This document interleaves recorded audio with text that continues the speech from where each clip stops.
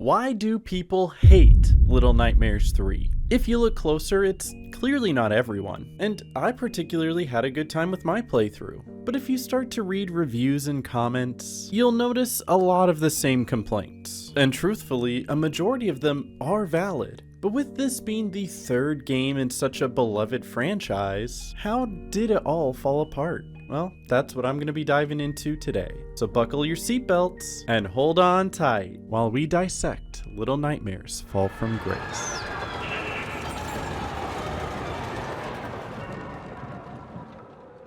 Let's start with the most obvious point here. The game was made by someone else. It was still published by Bandai Namco, but the team that built the game this time was Supermassive Games. And if that name sounds familiar to you, that's because it's the same team that made Until Dawn, The Quarry, and all of the Dark Pictures anthology games. But your fun fact is that this isn't the first time they've assisted with the Little Nightmares project. They worked hand in hand with Tarsier Studios on the second game. So they're not coming in fully blind and at least have some experience with the product that they're creating. But what happened to Tarsier Studios then? They were literally the creative spark that made Little Nightmares 1 and 2 the cultural phenomenon that it was. Well, that studio was acquired in 2019 by Embracer Group, who owns a lot of other publishers like THQ Nordic, and acquired Tarsier Studios to help them work on new IPs. The Little Nightmares IP is still owned by Bandai Namco, so when they were acquired, they couldn't work on that anymore. Which is fine because now they're working on a new project called Reanimal. And I played the demo for that recently, and holy sh**,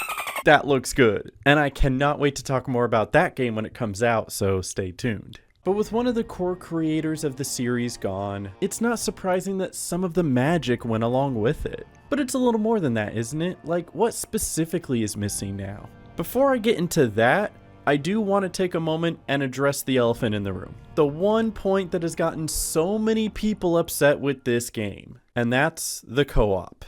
From the very beginning, the game was built to be a cooperative adventure for you and a friend. This becomes very obvious when you're completing puzzles or even moving from room to room. However, the problem stems with how to play co-op. First of all, it is not couch co-op. You cannot play with your girlfriend, or your wife, or your dog. Making it online only was already a gut punch to a lot of people who were looking forward to this game. But then it gets worse, because you can only play co-op if you're on the same platform. There is no crossplay to be found here whatsoever. You can't be on PlayStation and play with someone on Steam, and you can't be on Xbox and play with somebody on Switch. But even worse, it's not cross-generational either. So PS4 can't play with PS5, Xbox One can't play with Series S or X, and Nintendo Switch 1 can't play with Nintendo Switch 2. That is insanely limiting for a game that was built to be played together. And to add even more insult to injury, if you're playing on one of these consoles, you both need the online subscription to be able to play together. So on PlayStation, you need PS Plus, and on Switch, you're gonna need Nintendo Online.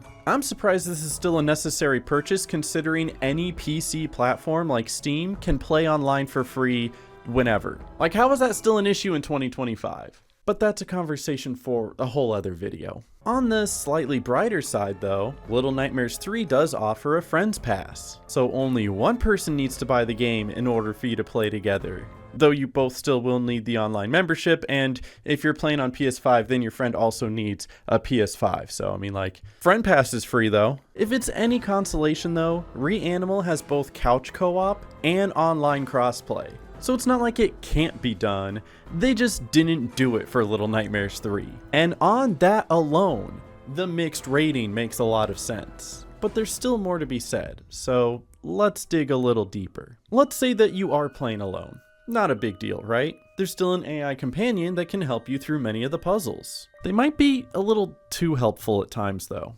Let me start off by saying that if you want the full experience from this game, you have to play in co-op. My first playthrough, I played with my friend Smirky, and we had a blast. It's way more fun to figure out all the puzzles together with a friend, rather than having the computer figure out something for you, or straight up doing something unprompted to take that experience away. Thankfully, this doesn't happen a whole lot. Like, for the most part, it is handled pretty well, like what they did in Little Nightmares 2. But there is still a difference between the AI going from the second to the third. In the second game, every puzzle was designed for you to solve, and then once you do it, the AI would follow along and do their part to complete it. It was intentionally made that way. In the third game, the developers wanted you to have the ability to choose which character to play as, and had to design the game to be engaging regardless of which one you pick. That means they have to design the puzzles to be equally weighted between both characters. But you do still want each character to feel unique and different, right? So one of them is given a bow and the other one has a wrench. So now they have to design specific puzzles that are more weighted towards one player's abilities, and then later design another puzzle weighted towards the other, just so that both can feel engaging to play. And that was a whole mess of words, so let me show you an example so you can see what I mean. At this part of the game, Smirky and I turned on the radio and had to start tuning it to get to the right frequency. Once we had it at the right spot, signified by the audio coming in clearer and the light turning on, we had to work together to figure out what the next step was. And it became a light bulb moment when I figured out that I had to jump and grab on to the light bulb. So not only is the light turning on a small hint that you're supposed to jump on and grab it, but this also mimics a previous puzzle in one of the other Little Nightmares games. But because neither of us knew what to do, it was fulfilling to both of us to figure it out. And then here's what happened when I played with the computer. Yeah, they just ran straight to it. It may not seem like much, but this is very clearly a separate experience than what I had before. And it felt more rewarding when I got to discover that with a friend. Maybe you figured out that puzzle right away and that's fine. So let me give you one more example. In this instance, Lo is captured and has to work with Alone to be able to sneak by and get him free. Smirky and I worked out our routes and timing to figure out when to call the kin over and where the other should sneak to. It was a fun sequence of trial and error where we both got to feel the weight of each mistake. And then I played it by myself. I hit triangle, I waited for a bit, I hit R2, and that was it. And that was so less satisfying than what I experienced before. And while you can argue, hey, just play the game again as the other character if you want to experience that part, please understand that this goes both ways. If I was playing alone the whole time, there would have been other puzzles that garnered the same result. And you only get to solve a puzzle for the first time once. I hate to say that you're robbing yourself of half the experience if you don't play in co-op, but you're robbing yourself of half the experience if you don't play in co-op. And unfortunately, this isn't remedied by just saying, hey, go make a friend, because you do still need your friend to be on the same platform in order to play together. But I guess my best piece of advice is to just get the game on Steam, because anyone can download Steam for free and you don't have to pay to play online. But I will give one plus side that I found when playing by myself. And that's the additional mannerisms that they gave the AI when the computer controls them. Whether they're warming themselves up at the fire, or poking at the body to make sure it's actually dead. I do appreciate the extra effort to make your companion feel more alive, very similar to what they did in Little Nightmares 2. But I will follow that up with how diabolically designed some of these achievements are. If you're a trophy hunter and you want to get the platinum, you probably start with beating the game, right? But did you know you get a completely separate trophy for finishing chapter 4 while in co-op? That means you either need to make a friend in order to get the platinum, or buy a second PS5 and get imaginative. Like, that just feels mean. Not all trophy hunters have friends. That's why they resorted to being trophy hunters. But what about the game itself? There's gotta be more to it than just lazily put together co-op for why people don't like Little Nightmares 3, right? Okay, but like, to be honest, it is like mostly that. But there is a little bit more, so if you want to get into the nitty gritty, we can get into the nitty gritty. Get into the nitty gritty to get into the... I'm sorry, that was cringe. Let's talk about the story. Minor spoilers. In Little Nightmares 3, Lo and Alone travel from location to location through these magical mirrors, seemingly following a map in order to get to their final destination. And then of course, eventually making it back home. Presumably. But each section of the game takes place in a completely new location that isn't directly tied to the previous one. Little Nightmares 1, on the other hand, primarily takes place on the Maw, and the entirety of the second game has you on the outskirts of a crooked city, venturing further and further in. Little Nightmares 3 just has you jumping all over the place. And while this is great for changing up the scenery and environment, they don't connect very well to the story and tell us even less about this world. The brilliance of the first game is learning about everything happening around you as you continue your escape. You start by seeing the kids that are being imprisoned, to the chefs who are allegedly cooking them up, to the restaurant where they're being served, and then ending by confronting the monster behind it all. And that moment when you play through 2/3 of the game and then escape out of a vent to see that you've been on an entire ship this whole time hits you like a brick wall. Not only is it world building, it also gives you this sense of dread where you know you can't truly escape. And when you realize it's been a boat this entire time, on your next playthrough you start picking out little details like how the screen sways back and forth during your gameplay. It just clicks. It's smart that way. In Little Nightmares 3, I guess we were on an airship. That's cool, I guess. It doesn't mean anything though. None of it's connected. But I do want to briefly touch upon the twists as well. So if you haven't finished the second or third game yet, feel free to skip ahead. At the beginning of Little Nightmares 2, we come across another child who's being held captive and we free them, thus becoming our partner throughout the game. And it's not until a little further on that they come across a raincoat and it connects with the player that, oh my god, this is 6. And then the wheels start turning and you realize this must be a prequel. And then we fast forward to the end of the game where we see 6's betrayal over Mono, which feels like it comes out of left field. Especially since they smartly cemented that 6 would be there to pull you up time after time after time. So why the sudden shift? After Mono is left behind, he wanders lost in the void until he finds a chair. He sits back in the chair, waiting, growing, and becoming the tall man that was terrorizing them throughout the game. And you realize that Mono is stuck in a time loop. The reactions to the drop alone made their rounds around YouTube just because of how shocking it was at the time. What? Why? Hey, don't drop me. You dare? You dare? She's gonna let go! What? But then take the ending of Little Nightmares 3. We see that Alone can't follow Lo through the last mirror because they don't belong in that world. And that's because they never truly existed in the first place. Alone was just the imaginary friend the whole time. And there's several clues alluring to that along the way until they finally just spell it out for you in this one cutscene. And the ending was a bit of a tearjerker, and I don't want to make anyone feel bad for being moved by it. It's definitely sad. Although it was also very predictable and many of us saw it coming from a mile away. Oh, you know what? I was never real. It was a toy the whole time. And when you can tell what's going to happen in a story, it does take away some of the emotional weight. So those right there are two very big points to how it's not living up to its predecessors. But I think another component is the gameplay itself.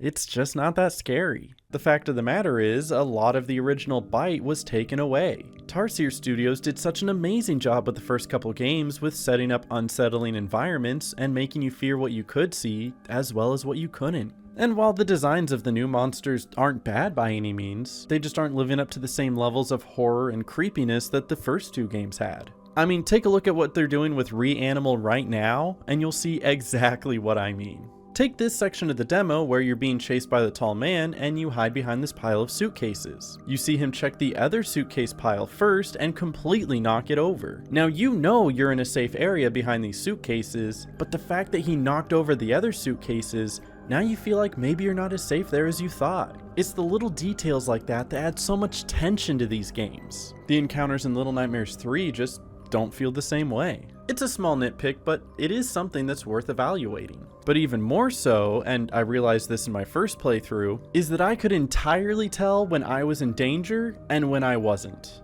And unfortunately that is because the game was designed for co-op. Let me show you what I mean. In most horror games, when you play alone, the developers can put checkpoints and sequences wherever they want. It could be the moment that you walk into a room, but they also could put it halfway through a hallway or literally in the middle of nowhere. Not knowing when the danger is going to appear is part of what makes it scary. But when you design your game for co-op, all of these tense moments and chase scenes require both players to be there for them to start. Otherwise, this sequence won't work as intended. So in a game like Little Nightmares 3, it has a lot of these points that I like to call pseudo checkpoints. It's the moment that you can't proceed because you need both characters to open the door or push open a vent. And don't even get me started about how sometimes in single player, you have to wait eons for the AI to catch up.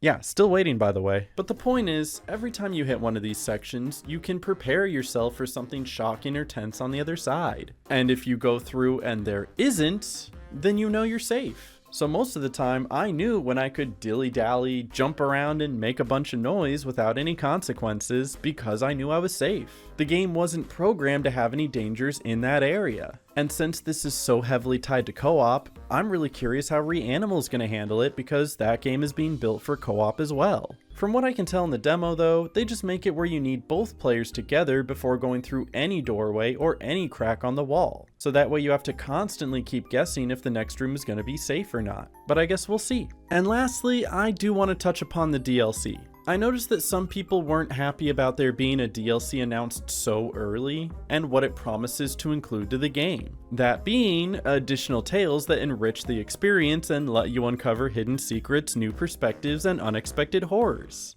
Whatever that means. I don't know a whole lot about this, so take this with a grain of salt, but it looks like they're adding more story chapters to go in the middle to flesh out the game a little bit. Which I guess is technically nice because I did just beat this game under 3 hours, making it shorter than the second one. But if it's supposed to be part of the main story, it begs the question, why wasn't it added in the first place? And if it can just plop in the middle, but you're not actually missing anything by not playing it, doesn't that emphasize more how disconnected the story and flow of the game are? Look at Little Nightmares 1 for a second. That game's DLC offered a unique story experience split into 3 parts, following another boy's journey to escape the Maw. And if you know, then you know. It was amazing to see something use the source material, still tell its own story, but also expand the world we already know with additional context and clues. Just don't talk to me about part 3's puzzles, because I'm too stupid for that.